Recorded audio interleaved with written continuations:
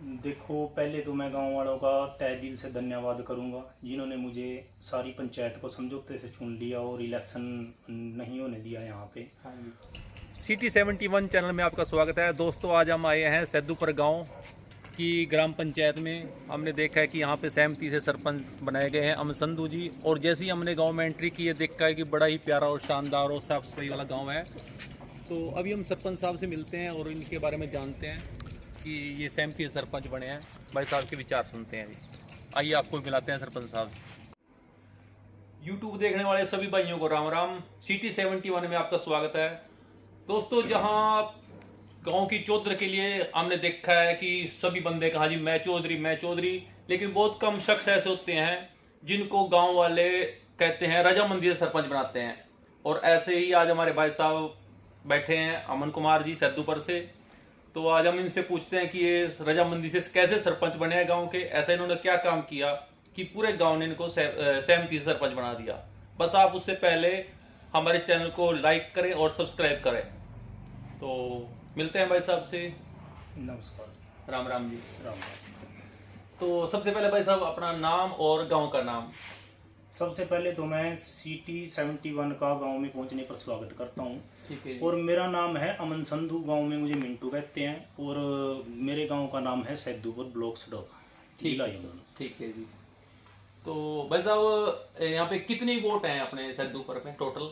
मेरे गांव में लगभग 500 के करीब वोट है।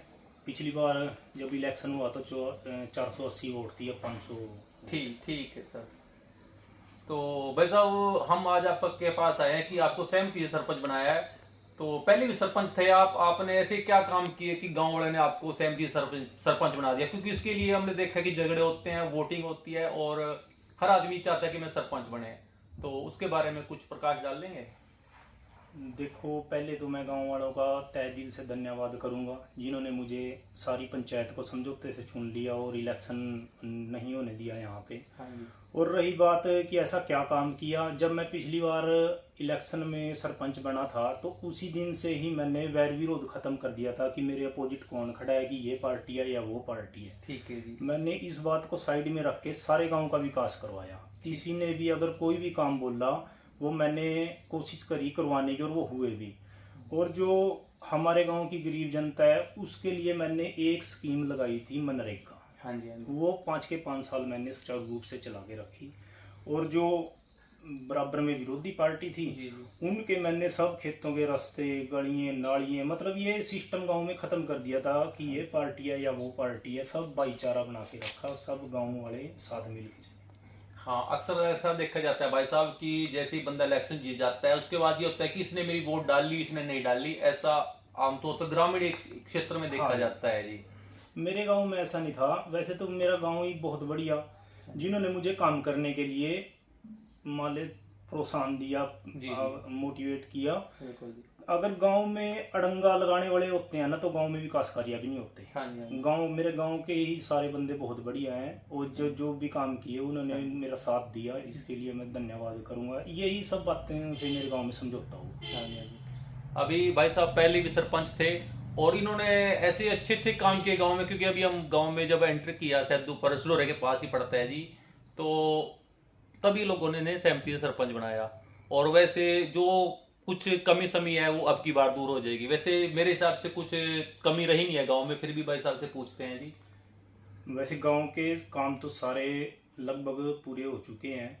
कुछ एक दो काम रह रहा है, जैसे पैलेस बनवाना और 2 धर्मशालाओं का काम चल रहा था, वो बीच में रुक गया था, उनको पूरा करेंगे। और गांव, अब की बार जो गांव में मेन कार्य रहेगा वो गांव की सुंदरता के ऊपर कार्य रहेगा। ठीक है। पेड़ पौधे और अच्छे स्लोगन, लाइटें, CCTV कैमरे, इनके ऊपर ज़्यादा गांव की सुंदरता के ऊपर काम करेंगे। और मनरेगा काम तो चलता ही रहेगा।